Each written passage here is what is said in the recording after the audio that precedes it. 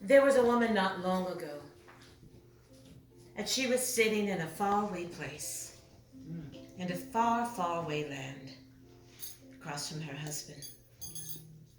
And the holidays would come, and they would have a long, long, long extended table, and he would sit at one side, and she would sit at the other. And her hair was braided in fine jewels, and she wore beautiful gowns, and she glittered all throughout. And when she walked throughout the village, everyone whispered, "There she is, there she goes." But she, day after in and out, they would sit on opposite sides of the table. Say opposite sides of the table. Opposite sides of the table. Days would pass, weeks would pass, months would pass. But what would be most interesting about the opposite sides of the table is that the braids began to wear thin. Misery began to reside in her eyes. And she would walk throughout and someone would say, "Is that her?" Say, "Is that her?" Is that her? Is that her? Is that her? Is that her? Is that her? Yet it was. She was fading away from the woman that she was within. And she was turning into someone else right before everyone's eyes, before her own eyes, because they would sit at the opposite ends of the table. Her husband sat and he looked at her and he said, "Honey, what is it? You don't look like yourself. What is wrong with you? What has happened?" And she said, "It is nothing. I'm fine. Do I not look the same? Do I not sound the same to you? What has happened to you? You're asking about me. What's with you?" He said, "I realize that there's a change." Well, he had heard about a poor woman in a faraway place, but not so far. Say not so far. Not so far. In this not so far place, there was this woman who had a whole lot of peace in her spirit, her mind, and her body.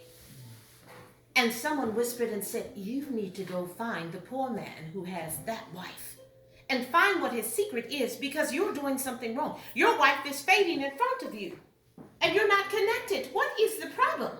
He said, I'll find. He said, "But I don't know how to." He said, I'll call everyone. And when everyone gathered around him in front of that small village, he said, "For the man who can find the poor man with the happy wife, I shall reward you greatly. Come, quickly, go find." And they went upon a journey, and they looked high and they looked low, from the sun up to the sundown. But one woman found the poor man with the happy wife. And the wife was working in her yard, and she was pulling and planting and pulling and planting.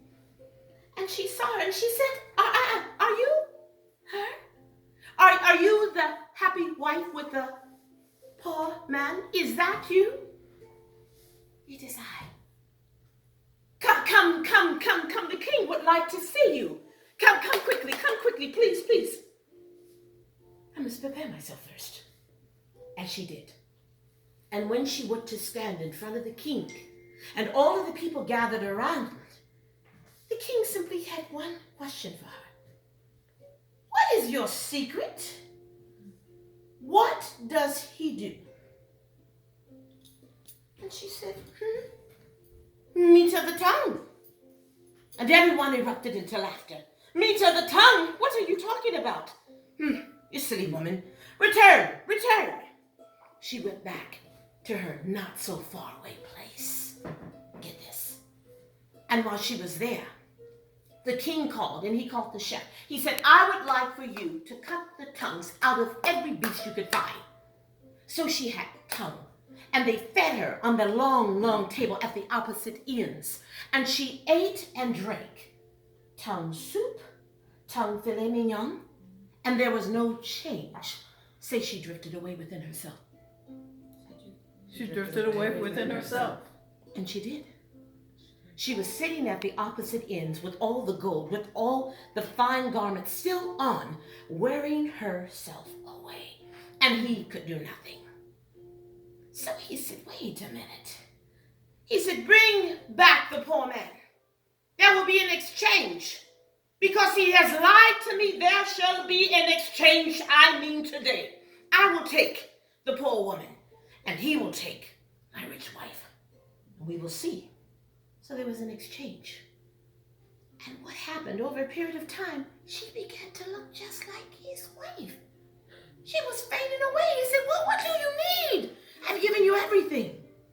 And she said nothing, except I want to return into myself. And she ate nothing. Meanwhile, it was his wife who was with the poor man. And they were laughing, and they were talking, and they were in communion. And he would ask her, how are you? How was your day? I want to know, how do you feel today? What would you like to do? What makes you happy? What drives you? And they were in communion. Say communion. Communion. Mm-hmm. So she talked, and her hair began to grow back. And she didn't have the fine jewels within, and she wore rags. And he went to check on his wife. And in the faraway distance, he saw her. And she was laughing and talking, and she was saying, oh, I like life, and life likes me. I like life, and life likes me. I love my husband. And it was the man who sat on opposite ends of the table. And he went, and a tear was rolling down his cheek. He said, what did he do? I have everything. What did he say? I have everything. He fed me meat of the tongue. He took time. He was in communion with me. We spoke. We laughed. We enjoyed life together. And now, I've returned to myself with someone besides you. But I'll go back. But you need to feed me meat of the tongue. And I now know how to feed it to myself. And I'll feed it to you too. So Storyteller tells you, whoever you're in communion with, look around, beautiful people. We must feed each other meat of the tongue on a daily basis. And when we stand alone by ourselves in our mirror and the beauty of everything that we are in art, meat of the tongue is a meal that you cannot afford to do without. So then, no more extended long tables. Gather yourself, clean close. It's time for meat of the tongue today and tomorrow, and that's the end of that.